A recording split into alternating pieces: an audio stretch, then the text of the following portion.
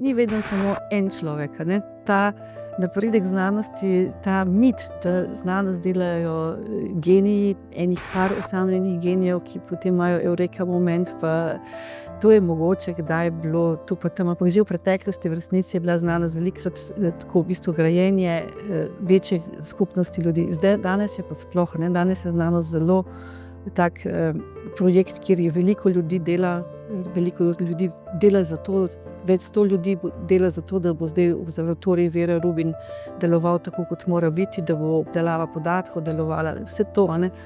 Tako da tudi pri tej teoriji gravitacije jaz ne vem, če bo to en človek, ki bo res z neko povsem prebojno idejo prišel čist out of the box, ali bo to nek postopen napredek velike skupine raziskovalcev in raziskovalk. A bova mi za to dočakala? Ne vem. Glede na to, da razvoj gre zelo hitro, mogoče bova.